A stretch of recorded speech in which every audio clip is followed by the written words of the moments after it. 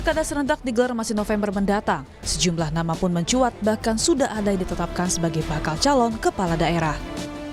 Di Pilkada Jakarta, nama Anies Baswedan resmi diusung Partai Keadilan Sejahtera atau PKS.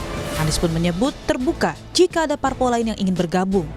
Selain nama Anies yang mencuat, nama lain yang bermunculan ialah Ridwan Kamil hingga nama putra Presiden Joko Widodo, Kaesang Pangarep. Sekjen PKS Abu Bakar Ahabsyi menyebut, Presiden Jokowi menyodorkan nama Kaesang Pangarep ke sejumlah partai politik untuk diusung menjadi cawagup di Pilgub Jakarta 2024. Hal ini disampaikan oleh Sekjen PKS saat ditanya, bagaimana tanggapan PKS terkait kemungkinan cawe-cawe Jokowi di Pilgub Jakarta 2024. Mungkin soal isu cawe-cawe Pak Jokowi di pilkada ini kan sudah biasa dia cawe-cawe mulai dari presiden sampai mana. Khawatir biasa, jadi nggak ada masalah, biar aja. Karena nanti kalau misalnya Pak Jokowi nyodorin Kaesang jadi wakilnya RK misalnya. Sudah nyodorkan. Sudah nyodorkan. Maksudnya udah disodorkan secara resmi Ya, begitu? ini jalan kemana-mana sudah. Bagus-bagus saja. Staf Sus Presiden Grace Natali menyangkal kabar Presiden Jokowi menawarkan nama putranya Kaesang Pangarep ke partai politik untuk maju di Pilkada Jakarta 2024. Dalam keterangan tertulis, Grace menyebut tidak benar Presiden menyodorkan nama Kaesang ke partai-partai. Tidak benar, itu Pak Presiden menyodorkan nama Kaesang ke partai-partai. Pak Presiden tidak ikut campur terkait pilkada dimanapun. Persoalan pilkada adalah ranah partai. Pak Presiden fokus mengerjakan tugas-tugas kepresidenan sampai Oktober mendatang. Urusan pencalonan pilkada, bicara soal popularitas dan jumlah kursi masing-masing partai, kuncinya di situ. Diskusinya di situ, bukan di presiden. Berdasarkan survei Litbang Kompas yang dilakukan pada 27 Mei hingga 2 Juni 2024 menyebutkan, 54,3% responden akan mempertimbangkan dan 32,9% tidak mempertimbangkan, sementara 12,7% tidak tahu saat memilih figur yang didukung Jokowi pada pilkada mendatang. Pilkada serentak akan berlangsung November mendatang. Berdasarkan survei Litbang Kompas, selain efek Jokowi, ada sejumlah faktor yang akan mempengaruhi pilihan publik di Pilkada 2024, termasuk kelompok yang resisten dari pengaruh Jokowi. Tim Liputan, Kompas TV.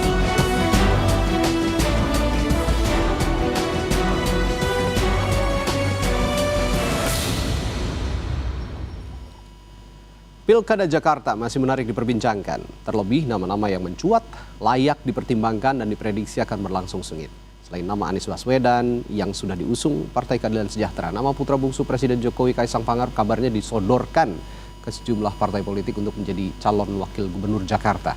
Lalu apakah ini menjadi sinyal adanya Jokowi effect di pilkada mendatang? Berpengaruhkah?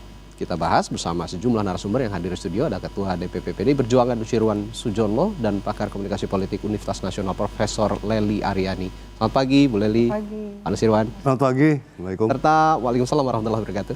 Serta melalui sambungan Zoom virtual ada Wakil Ketua Umum Partai Gerindra Habibur Rahman. Selamat pagi Bung Habib. Selamat pagi, Assalamualaikum. Waalaikumsalam warahmatullahi wabarakatuh. Saya ke Bung Habib dulu deh kalau gitu. Benar nih Ya. Mas Kaesang dan Partai Gerindra ini masuk ditawari dalam radarnya Pak Jokowi jadi pasangan RK Kaesang katanya. Dorongan dari Partai Gerindra, betul ini? Kami belum mendapat informasi ya soal apakah ada tawaran dari Pak Jokowi terkait putra beliau untuk maju di Pilgub DKI. Tapi memang kalau dari grassroots kami, dari konstituen kami Partai Gerindra, ya nama Kaesang juga muncul, gitu loh.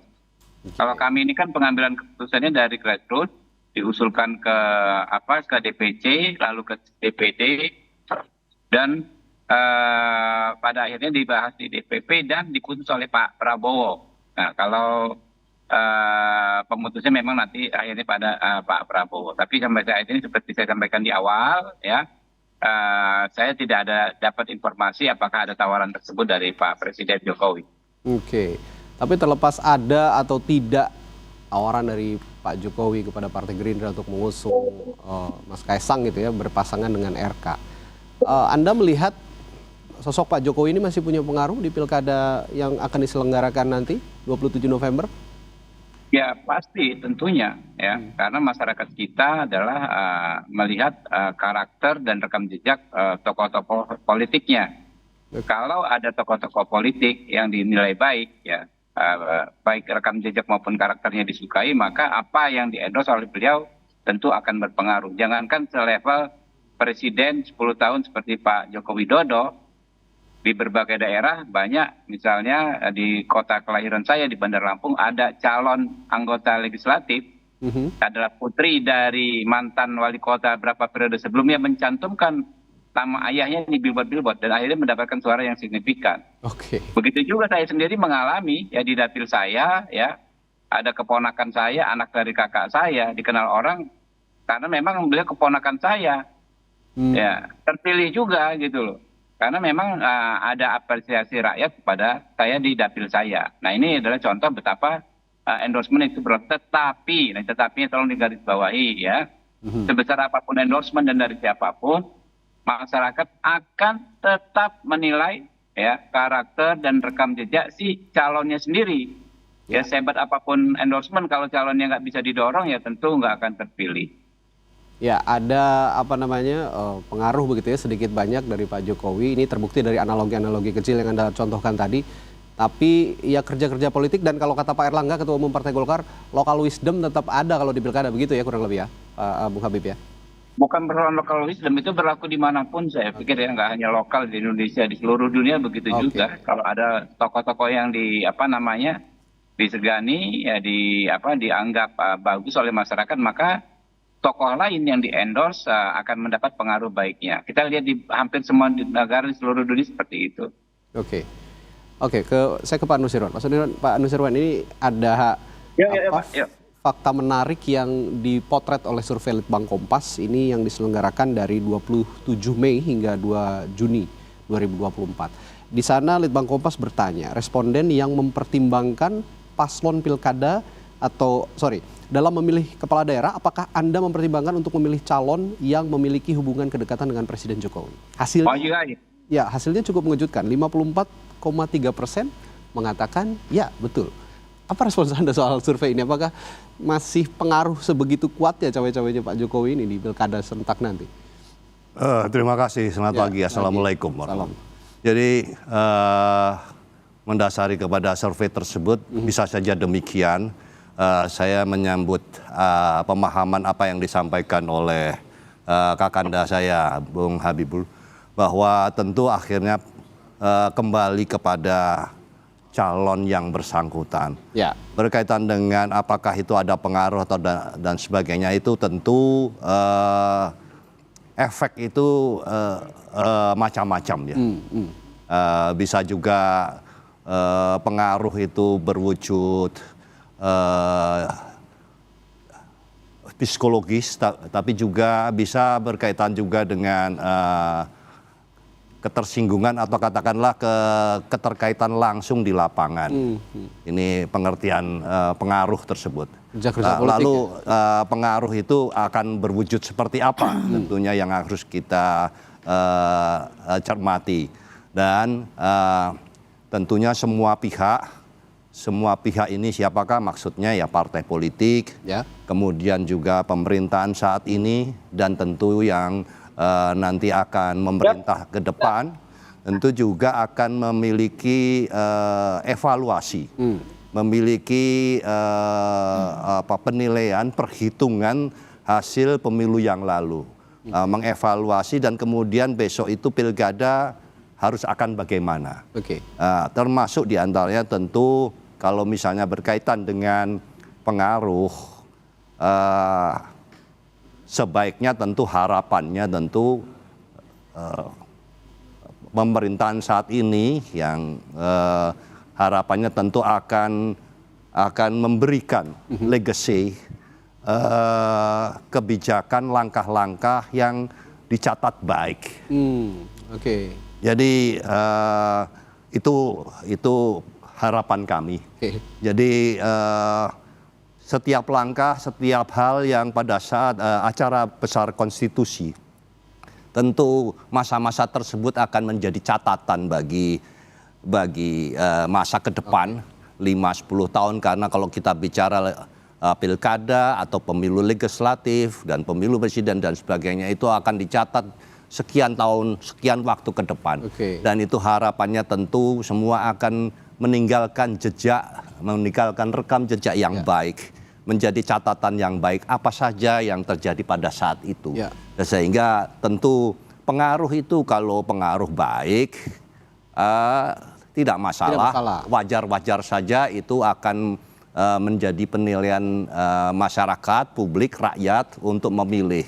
Tapi kita juga harus bersiap-siap apabila penilaian itu tentu ada catatan-catatan tersendiri dari rakyat pemilih, dari publik. Oke. Demikian. Jadi saya tadi sepakat, tentu akhirnya kembali kepada calon, seperti Bung Habibur tadi sampaikan, dan ya tentu bahwa beberapa catatan-catatan itu yang lain, yang lalu, dan besok akan bersikap seperti apa, tentu itu akan menjadi penilaian tersendiri. Oke. Ada fakta lain di survei Litbang Kompas yang juga dipotret ini Pak Nusirwan. Pertanyaannya begini, responden yang mempertimbangkan paslon pilkada yang diusung PDI Perjuangan, ternyata hasilnya juga tetap tinggi. Ada 58,5% yang mempertimbangkan calon dari PDI Perjuangan. Di sisi lain juga ada calon yang akan didukung oleh Pak Jokowi, juga ada masa yang mendukung itu, dan juga ada PDI Perjuangan ternyata di situ. Yang tidak mempertimbangkan hanya 25,3 dan yang menjawab tidak tahu 16,2. Artinya itu benar-benar menegaskan bahwa yang dibilang Pak Nusirwan tadi, sosok itu juga akan tetap berpengaruh siapa yang akan diusung oleh PDI Perjuangan. Sejauh ini PDI Perjuangan bagaimana?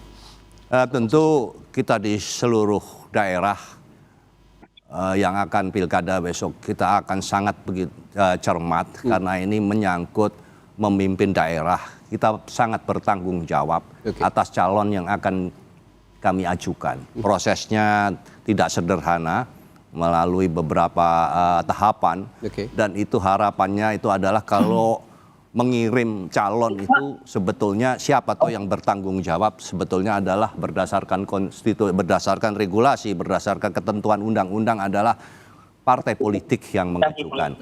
Maka partai politik itu sebetulnya garda depan untuk bertanggung jawab terhadap calon yang akan diajukan. Nah, dia nanti yang akan memimpin daerah, dia akan bagaimana ke depan kelak di daerah tersebut.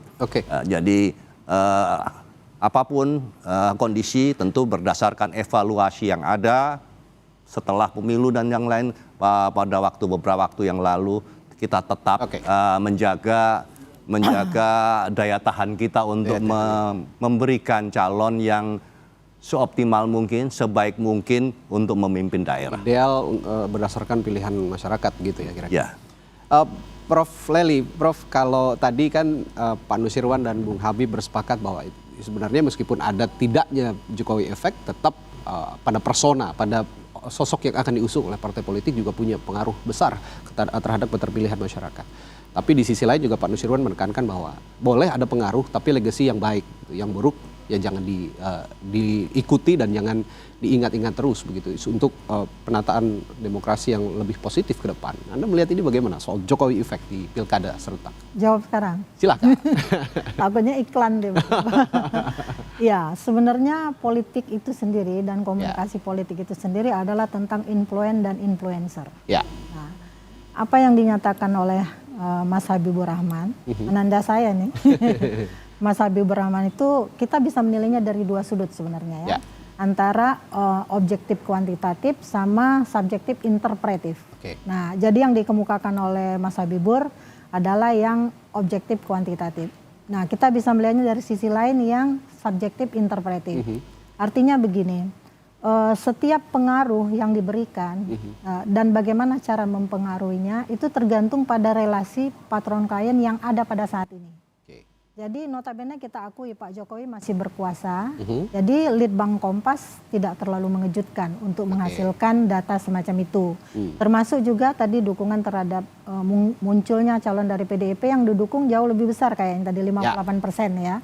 Nah, dinamika semacam inilah yang harus kita baca. Sejatinya ketika relasi patron klien itu dikedepankan, siapapun sosoknya, sepanjang si patron ini masih berkuasa, masih punya wewenang, masih punya jabatan, masih punya kedudukan, dan si klien masih punya loyalitas, dukungan, kesetiaan, dan sebagainya, maka relasi ini terus akan berlangsung. Jadi kalau sekarang Kaisang disodorkan, Jokowi efek pasti berlaku. Tapi nanti pada saat pemilihan belum tentu. Jadi biasanya begitu yang terjadi. Ini Scott dan Roninger membatasi dengan jelas tentang teori ini.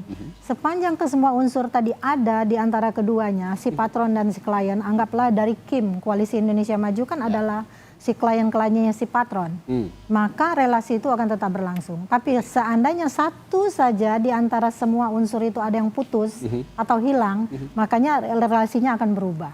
Nah, itu biasanya yang terjadi dalam teori. Sepanjang 34 tahun saya belajar, meneliti, dan kemudian bisa menganalisis banyaknya. Kalau kita boleh simpulkan sementara ini, Prof. Sementara. Kalau di Pilkada 2024 ini nanti pertarungannya adalah mesin politik yang kuat versus Jokowi effect. Kalau Pak Nusirwan kan mengatakan PDI Perjuangan punya tanggung jawab penuh untuk mengusung calon-calonnya dan juga mesin-mesin partai yang harus dijaga kekuatannya. Dan saya lihat juga di survei Litbang Kompas masih cukup besar kepercayaan masyarakat untuk mendukung nanti siapa yang akan didukung PDI Perjuangan. Tapi di sisi lain juga ada Jokowi effect. Jadi pertarungannya itu Jokowi effect versus mesin partai. Anda sepakat dengan kesimpulan sementara? Iya, pasti. Dimanapun, baik pilpres maupun pilkada, provinsi, kota, atau kabupaten, mesin partai itu adalah penyokong paling utama. Tentu saja di samping properti lainnya yang notabene harus disiapkan oleh mesin partai akan bergerak kalau ada propertinya. Nah, propertinya kalau dia didukung penguasa itu akan aman, gitu. Jadi ini yang saling berkelindang, ibaratnya dia simbiosis mutualis antara figur yang diusung yang notabene kadang-kadang tidak penting popularitas, tapi dia didukung oleh penguasa yang kemudian punya segala amunisi untuk menggerakkan mesin partai, sehingga partainya bergerak. Tapi partainya besar, tapi mereka nggak punya amunisi, nggak juga bergerak. Biasanya juga bisa bergerak seperti itu. Jadi sementara ini kita sepakat ya bahwa Pilkada 2024 adalah Jokowi effect versus mesin-mesin partai yang kuat, termasuk PDI Perjuangan. Saya lihat tadi angkanya masih tinggi. Tapi begini, ada juga yang disimpulkan oleh survei Litbang Kompas. Saya bacakan. Yang pertama, ada soal potensi resistensi terhadap keterpilihan calon di Pilkada 2024. Yang pertama, resistensinya adalah pada kelompok pemilih partai politik ataupun pemilih capres-cawapres pada pemilu 2024 masing-masing menyimpan potensi pemilih yang tidak akan menjadikan arah dukungan kepada Jokowi sebagai pertimbangan memilih di Pilkada. Jadi jika di rata-rata ada sepertiga katanya, survei di Litbang Kompas, bagian responden yang baik dari kelompok pemilih maupun capres-cawapres yang menyimpan potensi resistensi terhadap pengaruh Jokowi itu. Yang kedua adalah pelaksanaan Pilkada 2024 pada November, perlu diingat juga, Pak Jokowi sudah tidak menjabat sebagai Presiden. 20 Oktober sudah berakhir. Nah, bagaimana, saya minta pendapat dulu dari Bung Habib deh kalau begitu ya soal ini. Bagaimana nanti ketika resistensi itu muncul, Jokowi effect apakah masih bisa diandalkan atau tidak di Pilkada 2024 setelah tidak menjabat lagi sebagai presiden? Ya, sedikit saya merespon Prof. Lely, guru saya. Mohon izin saya sedikit berbeda sudut pandang ya, berdasarkan pengalaman saya 2 kali terlibat dalam tim ses di Jakarta, ya, tim ses pemenangan Pak Jokowi Ahok, dan tim ses pemenangan Anies Sandi, dan saya 2 kali terpilih di Dapil DKI Jakarta 1. Ya, kalau di Jakarta memang agak unik ya, teori-teori yang umum mungkin perlu dicek lagi ketika diaplikasikan di Jakarta. Jakarta itu ketika Pak Jokowi menang ya, itu dia melawan kekuasaan, yaitu Pak Poke. Karena yang di-endorse kekuasaan waktu itu adalah Pak Poke yang dari Partai Demokrat yang saat itu sedang berkuasa tahun 2012. Ya. Sebaliknya ketika Pak Ahok kalah, ya, Pak Anies menang di 2017, itu juga bukan pihak yang di-endorse oleh kekuasaan. Tapi perlawanan kekuasaan, karena yang di-endorse kekuasaan adalah justru Pak Ahok. Ya. Yang waktu itu presidennya adalah Pak Jokowi. Jadi nggak bisa di Jakarta ya, teori-teori bahwa kekuasaan itu punya pengaruh yang selalu maksimal ya bisa berlaku. Begitu juga banyak di daerah-daerah lain ya, endorsement dari tokoh-tokoh yang sudah lama tidak berkuasa. Tokoh-tokoh masyarakat ya, mantan kepala daerah, mantan gubernur, mantan wali kota yang sudah misalnya terjeda 5 atau 10 tahun tidak lagi di kekuasaan, ternyata masih berpengaruh. Karena memang ada juga masyarakat bukan melihat sudut itu, masyarakat melihat ya, seperti saya sampaikan tadi, dari sudut pandang kepercayaan kepada tokoh yang mengendorse karena rekam jejak maupun karena karakternya. Banyak sekali kepala-kepala daerah yang masih dikenang sampai sekarang oleh masyarakatnya ya, sebagai sosok yang baik dan patut diikuti apa yang diucapkan, apa yang dicontohkan. Nah, ini menurut saya cukup menarik untuk didiskusikan Kurang lebih begitu. Ya, benar. Jadi yang Habib bilang itu juga benar tuh tadi. Artinya apa? Kalau kita menelusuri nanti jejak kekuasaannya, pastilah Pak Prabowo dengan Pak Jokowi akan bersinggungan. Benar kan? Nah, relatifnya bahwa ternyata nanti kalau Kaisang maju pasti didukung oleh Pak Prabowo kan? Nah, ini fenomena yang diceritakan Habibur bisa saja terjadi. Meskipun didukung oleh Pak Prabowo, bisa juga dia didukung kekuasaan, tidak terpilih seperti Ahok yang tidak terpilih didukung oleh Pak Jokowi. Ya, atau Poke juga ya, yang didukung oleh kekuasaan tapi juga tidak terpilih misalnya. Ini juga dinamika yang bisa terjadi. Begitulah yang saya katakan tentang politik tadi. Dia adalah tentang influence dan influencer. Jadi sejauh mana kembali kepada figurnya juga sangat menentukan. Saya juga akan tekankan. Jadi benar, analisis itu benar. Ini namanya objektif kuantitatif.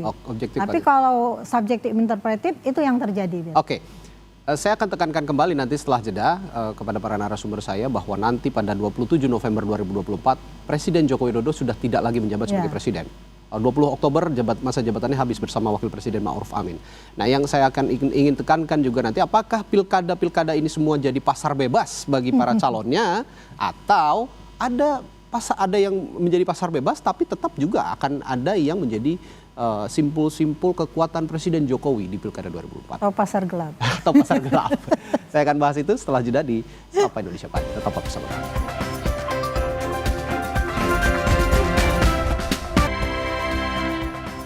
Ya, tadi sebelum jeda saya menyinggung soal pasar bebas atau kalau kata Prof. Lely pasar gelap di Pilkada 2024 ini. Kenapa saya katakan demikian? Tadi sempat juga ada pernyataan dari Bung Habibur Rahman bahwa sebenarnya nggak juga langsung melekat pada penguasa dan langsung akan menang dalam pilkada. Nah, itu artinya saya artikan ada juga beberapa daerah yang pilkada DKI Jakarta misalnya ataupun pilkada Jawa Barat atau pilkada di tempat lain yang menjadi pasar bebas. Tapi juga ada yang menjadi pasar gelap. Nah, pasar gelap ini mungkin ada bukan intervensi lah ya, dukungan-dukungan simpul-simpul kekuatan Jokowi effect tadi. Nah, saya akan tanya dulu ke Pak Nus Irwan. Kalau begitu PDI Perjuangan akan mengambil kesempatan di celah-celah pasar bebas ini di Jakarta maupun di daerah manapun yang menyelenggarakan pilkada. Seperti apa yang strategi yang diterapkan nantinya untuk melawan Jokowi effect ini? Karena punya kekuatan mesin partai yang luar biasa juga PDI Perjuangan ini. Mungkin bahasanya bukan mengambil kesempatan.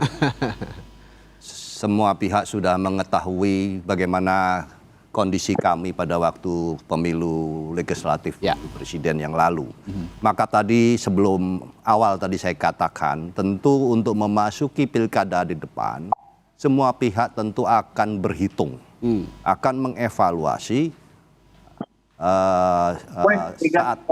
saat nanti pemilihan pilkada ke depan ini harus mengambil langkah seperti apa, dan itu strategi itu tentu akan secara cermat untuk di seluruh daerah tentu akan diperhitungkan dengan sebaik mungkin. Nah, khusus untuk Jakarta, apalagi Jakarta tentu punya karakter, punya di sini ibu kota negara, kota metropolitan. Kalau ibu kota negara katanya sudah pindah. Gitu. Tetap tapi metropolitan. Kota metropolitan dan di sini masih menjadi pusat pengendali pemerintahan. Pengendali pemerintahan ya semua instansi-instansi yang berkompeten terhadap setiap acara-acara konstitusi besar tetap akan ada di Jakarta. Dikendalikan di sini. Maka termasuk diantaranya tentu warga rakyat Jakarta juga akan melihat langsung apa yang akan dilakukan. Berbeda kalau misalnya agak jarak jauh begitu mungkin hal-hal yang akan dilakukan mungkin sedikit kabur atau katakanlah sulit untuk dideteksi.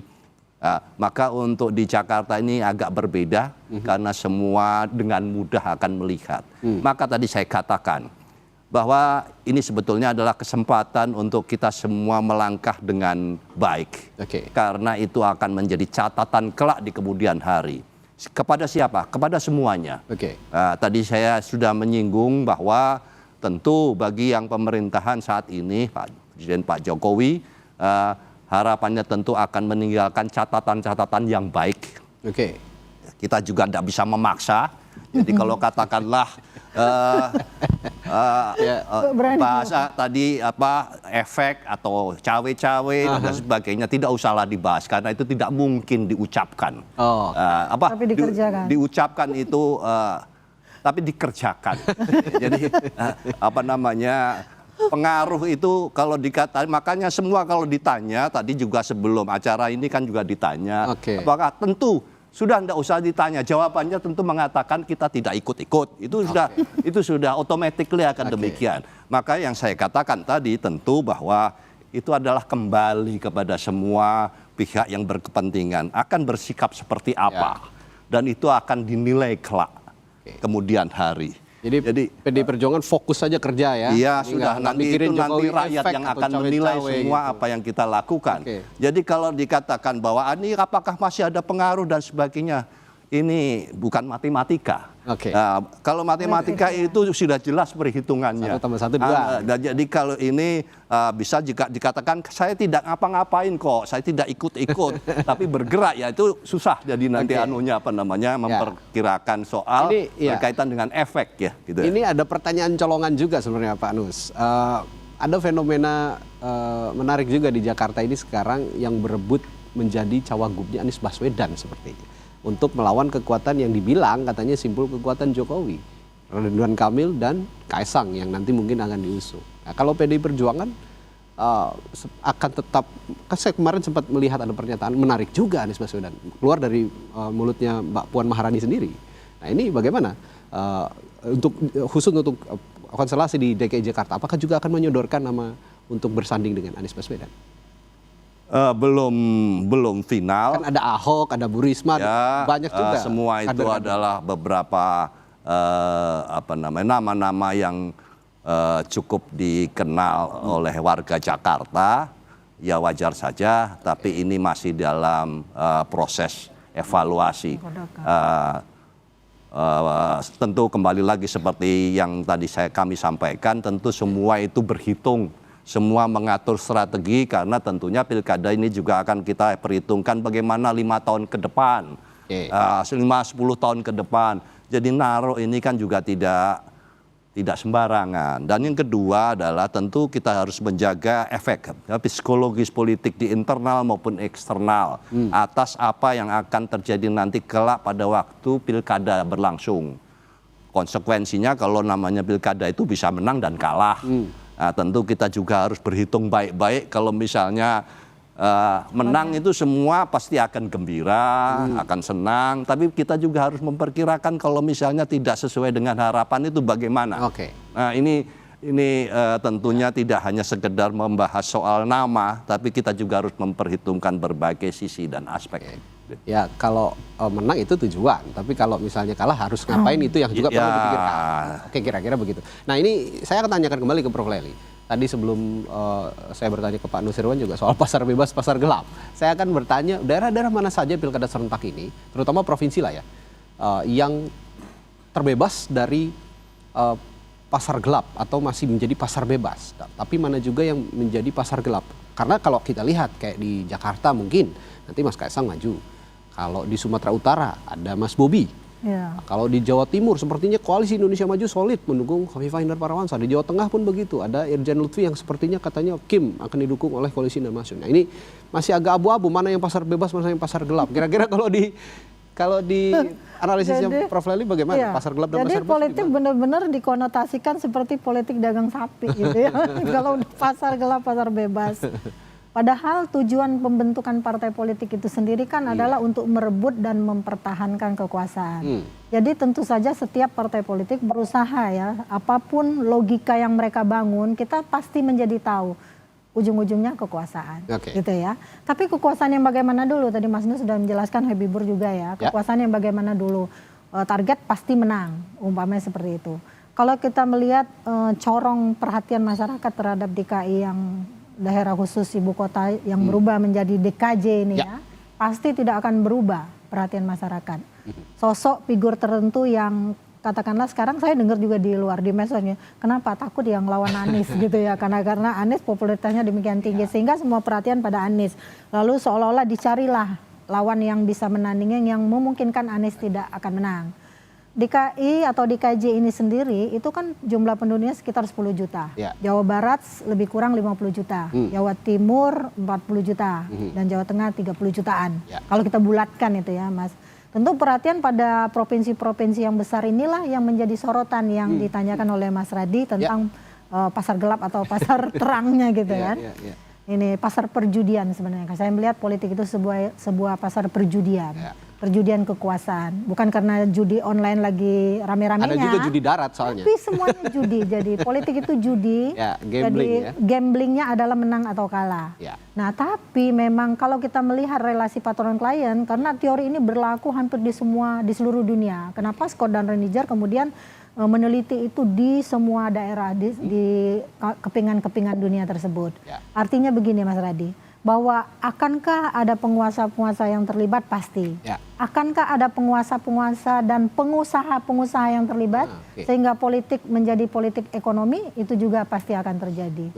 Tapi mungkin ada daerah-daerah yang tidak akan disentuh oleh kekuasaan, yang di sudut-sudut yang jauh, yang jauh jumlahnya lebih banyak mungkin seperti itu. Ini saya final question buat Bung Habib dan narasumber saya yang lain. Bung Habib, kalau begitu Partai Gerindra juga sudah mempersiapkan mesin politik ya sekarang, dan daerah-daerah mana yang benar-benar dikonsolidasikan sekarang sepertinya untuk pemenangan pilkada oleh Koalisi Indonesia Maju nih. Saya kayaknya memang diupayakan untuk tetap solid di pilkada 2024 nanti, Bung Habib.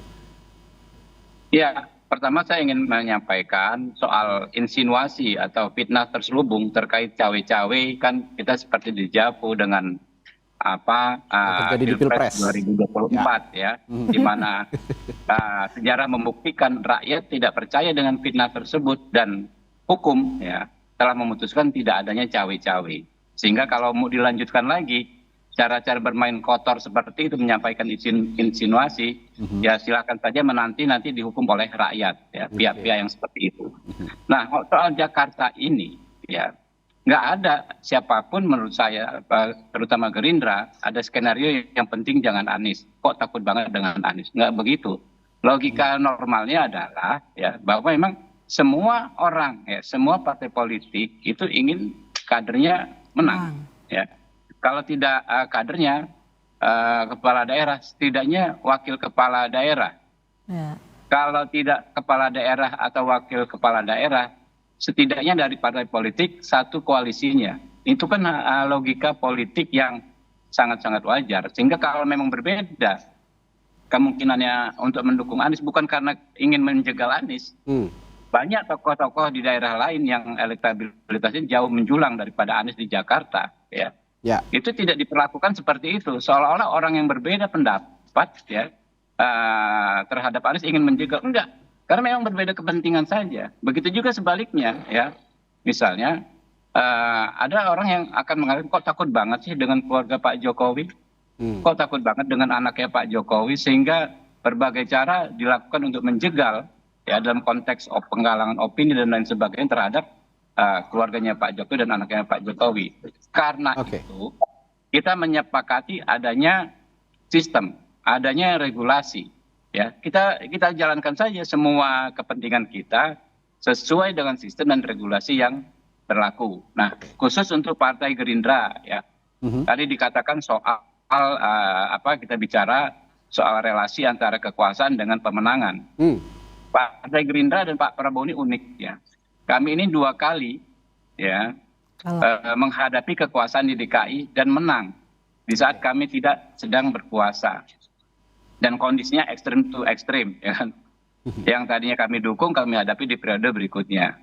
Nah, kalau di situasi sulit seperti itu saja kami bisa 2 kali menang, maka ya menurut saya logika formalnya ya di situasi saat ini yang jauh lebih baik, peluang kami untuk kompetitif jauh lebih besar.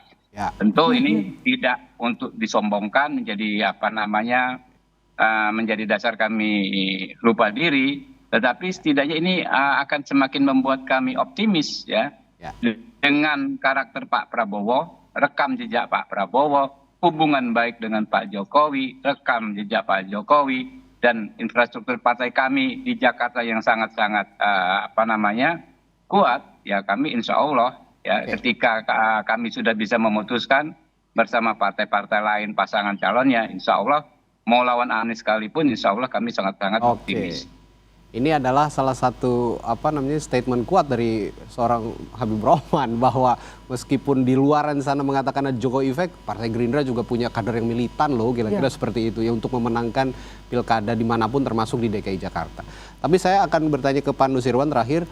Saya juga sadar betul bahwa Pak Nusirwan tidak akan mengomentari soal Jokowi effect ataupun cawe-cawenya karena tadi fokus untuk memenangkan para calonnya di pilkada serentak nanti di berbagai daerah. Nah, saya akan tanyakan daerah-daerah mana saja yang sebenarnya potensial untuk dimenangkan oleh PDI Perjuangan, terutama di Pulau Jawa dan Sumatera nih yang punya pengaruh besar terhadap konstelasi nasional. Jadi karena pilkada yang akan datang ini jumlahnya demikian besar. Dan tentu bahwa kita tidak bisa mengesampingkan berbagai kondisi pada saat pemilu legislatif, pemilu presiden yang lalu. Tentu kerja keras kita tentu mau tidak mau harus lebih serius, dan keras lagi ya. Lebih keras lagi karena ini berkaitan dengan personal ya. Paling sulit itu adalah SDM ini. Jadi memilih calon itu bukan pekerjaan hal yang mudah. Di sisi yang lain juga tadi sudah disampaikan di forum ini bahwa tentu akhirnya kembali kepada calon yang akan diajukan begitu. Tapi di sisi lain kita juga ada aspek pertimbangan politik. Ya, baik khususnya di eksternal yang masing-masing daerah karakternya juga ada yang mirip-mirip untuk secara nasional, tapi juga secara daerah tertentu juga perlu membutuhkan perhatian khusus seperti kayak kita yang sedang saat ini bahas Jakarta, kemudian juga tentu Jawa Barat, Jawa Tengah, Jawa Timur dan sebagainya itu. Sumatera, dan itu tentu kita tidak akan mengesampingkan, tidak ada juga daerah yang dinomorduakan begitu, seolah-olah tidak memikirkan hal yang ini, tidak mungkin karena kita ada di seluruh Indonesia, jadi itu perhatian itu tetap yang penting kita lakukan fokus secara menyeluruh. PDI Perjuangan tetap logikanya fokus kader dan tetap prioritas ya. Ya, tapi kader tetap prioritas sepertinya begitu ya untuk PDI Perjuangan karena bagaimanapun kan pilkada serentak ini juga akan menentukan konstelasi politik 5 tahun ke depan, stabilitasnya seperti apa termasuk untuk kepentingan partai politik. Nah, terakhir juga ke Prof. Lely untuk kemudian disimpulkan bahwa apakah betul pilkada serentak ini nanti akan menentukan konstelasi politik nasional dan stabilitas politik nasional 5 tahun ke depan. Karena kemarin beberapa petinggi di Koalisi Indonesia Maju termasuk dari Golkar ini mengatakan bahwa kenapa kita ingin memenangkan seluruh pilkada? Karena untuk menstabilkan atau mengamankan stabilitas jalannya pemerintahan Prabowo Gibran nanti 5 tahun ke depan. Anda sepakat dengan pemahaman bahwa ini akan menjadi penentu? Itu mungkin salah satu variabel yang ditentukan oleh Koalisi Indonesia Maju. Tapi dalam politik kan variabelnya tidak tunggal. Nah, variabel yang jamak bahkan multi ini juga sangat menentukan. Sekuat apapun dukungan karena dalam politik itu tidak ada yang permanen, tidak ada yang menetap koalisinya seperti itu. Mungkin PDIP juga termangu-mangu gitu kan, ketika Pak Jokowi kadernya tiba-tiba tidak lagi berada di sisinya gitu kan, termangu-mangu. Tapi apa boleh bulat daripada gepeng, politik memang seperti itu. Nah, dinamika semacam ini mungkin yang dibaca oleh Kim sehingga ingin menentukan pokoknya tiap daerah harus lebih banyak daerah yang bisa kita rangkul untuk menentukan konstelasi politik ke depan, dan itu sebuah ambisi politik yang standar menurut dan wajar ya sepertinya ingin punya keinginan seperti itu karena memang 5 tahun ke depan ini kita tidak tahu akan seperti apa, masih buta karena memang ini politik itu berubah baru. Bukan jam per jam, detik per detik. Gitu. Terima kasih sekali lagi pandangannya Prof. Lely Aryani, analis komunikasi politik dari UNAS, dan juga Pak Nusirwan Sujono, Ketua DPP PDI Perjuangan. Tadi sebelumnya ada Wakil Ketua Umum Partai Gerindra Habibur Rahman telah berbagi perspektifnya di pagi hari ini Sapa Indonesia Pagi. Terima kasih, sehat selalu Bapak Ibu. Assalamualaikum. Terima kasih. Selamat pagi. Habib. Sorotan selanjutnya